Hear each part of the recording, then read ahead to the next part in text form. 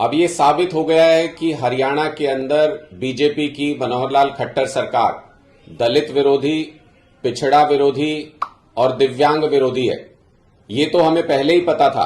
पूरा देश जानता है कि भारतीय जनता पार्टी आरक्षण के खिलाफ है, पिछड़े वर्गों का आरक्षण खत्म करना चाहती है।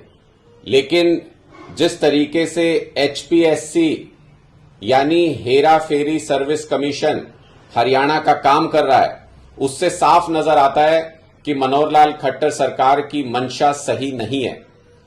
अभी जिन 61 पदों के लिए एचसीएस को सेलेक्ट किया गया एचपीएससी के द्वारा, उनमें पिछड़े वर्ग के साथ और एससी वर्ग के साथ जबरदस्त भेदभाव और अत्याचार किया गया है।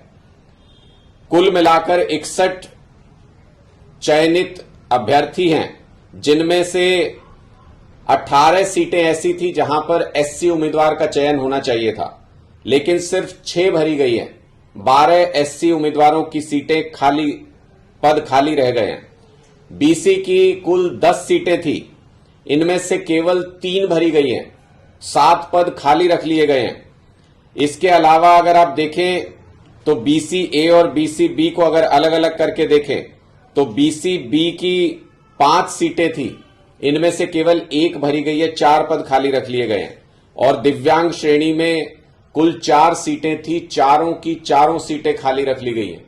इसका मतलब खट्टर सरकार सुनियोजित तरीके से भर्ती की प्रक्रिया के साथ छेड़छाड़ करते हुए, मानदंडों के साथ छेड़छाड़ करते हुए 100 पद थे, लेकिन सिर्फ 61 स्टूडेंट्स को उसमें पास घोषित किया गया।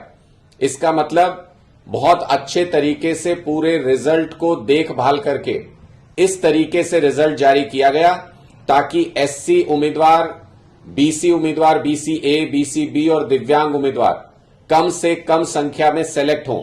इन पदों को खाली रख लिया गया, यानी जो एचसीएस की सर्विसेज हैं उनमें एससी और बीसी अभ्यर्थी जितनी संख्या में पहुंचने चाहिए थे, जितनी उनकी भागीदारी होनी चाहिए थी, उतनी भागीदारी नहीं हो रही है।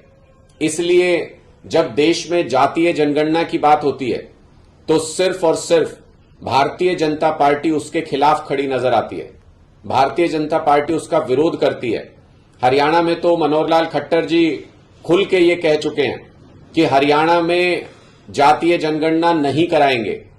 क्या मनोहर लाल खट्टर जी, आपके मन में किसी तरीके की गलत भावना है एससी वर्ग के प्रति, ओबीसी वर्ग के प्रति, दिव्यांगों के प्रति, कि आप जातीय जनगणना में इनकी जनगणना नहीं कराना चाहते?